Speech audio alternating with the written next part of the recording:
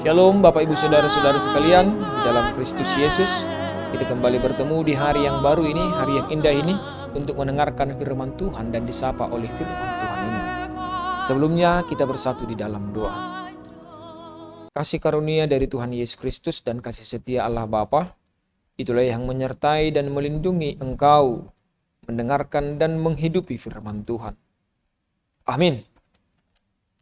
Yang menjadi firman Tuhan yang menyapa kita hari ini untuk menguatkan kita menjalani kehidupan ini terambil dari Markus 10 ayat yang ke-45. Karena anak manusia juga datang bukan untuk dilayani, melainkan untuk melayani dan untuk memberikan nyawanya menjadi tebusan bagi banyak orang.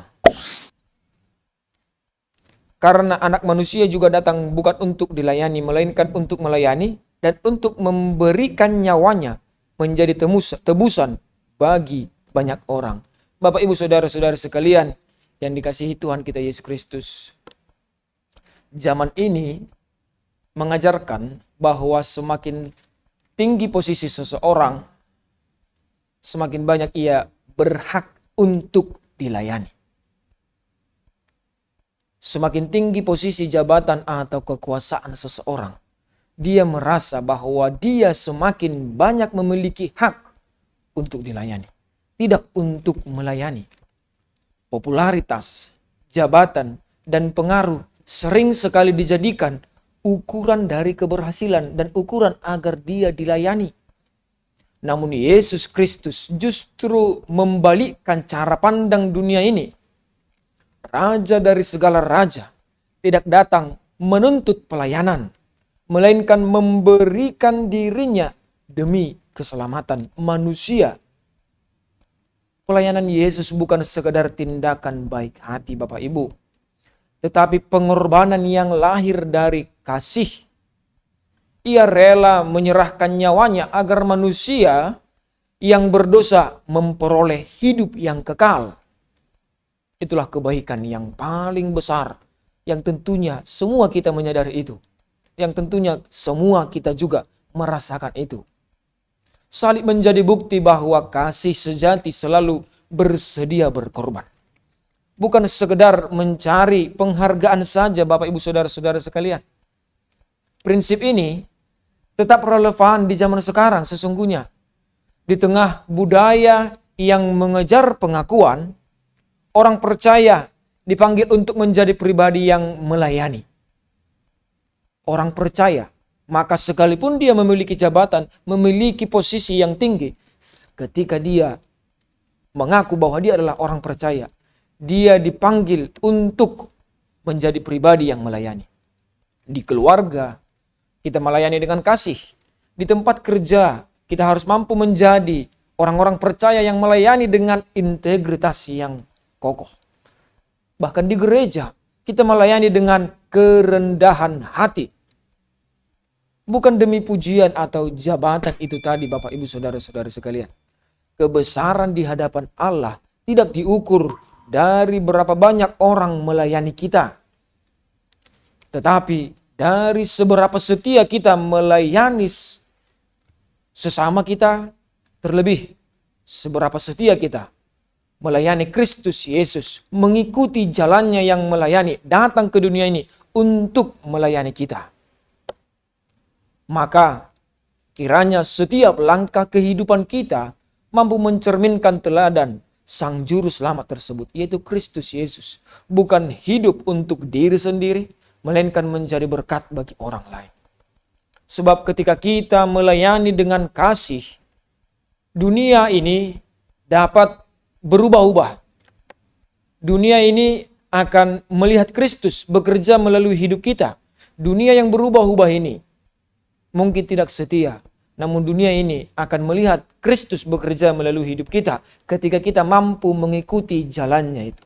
Manusia memang gemar membangun panggung agar mereka dipuji, sedangkan Kristus memilih salib agar manusia diselamatkan. Itu ukuran kebesaran yang dunia tidak pernah bisa, atau bahkan dunia tidak pernah berhasil menciptakan ukuran yang demikian. Oleh sebab itu, Bapak Ibu Saudara-saudara sekalian, Marilah kita mendoakan, sebab kita tidak mampu melakukannya dengan usaha kita. Kita harus sujud di hadapannya, meminta di hadiratnya, agar Roh Kudus memberkati kita melakukan apa yang Yesus contohkan, menjadi sosok, menjadi raja di atas segala raja, menjadi juru selamat yang memberikan nyawanya, menjadi tebusan bagi kita, menjadi orang yang melayani, bukan untuk dilayani. Amin. Kita bersatu dalam doa. Segala puji dan syukur kami panjatkan kehadirat-Mu ya Tuhan. Engkau menyertai kami ya Tuhan sepanjang hidup kami. Secara khusus sepanjang hari ini ya Tuhan, kehidupan ini kami serahkan ke dalam tangan pengasihan-Mu. Bimbing dan ajarlah kami ya Tuhan, untuk mampu mengikuti apa yang Engkau tunjukkan sebagai teladan dalam kehidupan kami ya Tuhan, melalui anak-Mu Yesus Kristus. Datang ke dunia ini bukan untuk dilayani tetapi untuk melayani. Demikianlah kami ya Tuhan, agar mampu mempelajari hal itu, mengaktualisasikannya dalam kehidupan kami, menjadi sosok orang percaya yang mampu terlebih dahulu untuk menjadi pelayan-pelayan untuk sekitar kami, secara khusus untuk melayani Engkau ya Tuhan. Sekalipun jabatan, posisi, dan keberadaan kami ya Tuhan di tengah kehidupan kami adalah posisi yang layak untuk dilayani, tetapi kami mengaku kami tidak layak ya Tuhan, sebab kami hanya dilayakkan untuk menjadi pelayan-pelayan. Kami juga ingin seperti yang Yesus ajarkan, datang untuk melayani bukan untuk dilayani. Ajarlah kami dan bimbinglah kami ya Tuhan. Bukakan hati kami ya Tuhan untuk semakin mengerti sebagaimana untuk merendahkan hati ya Tuhan, agar mampu menjadi pelayan-pelayan yang Engkau harapkan di tengah-tengah dunia ini. Dalam Kristus Yesus kami berdoa dan mengucap syukur. Amin. Anugerah dari Yesus Kristus dan kasih setia dari Allah Bapa serta persekutuan Roh Kudus menyertai dan memberkati kamu sekalian. Amin. Demikian Bapak Ibu Saudara-saudara sekalian, renungan kita, agar kiranya renungan kita ini menjadi pedoman dan menjadi fondasi kita menjalani kehidupan kita. Mari kita mengusahakan diri ini menjadi pelayan, bukan untuk dilayani. Shalom.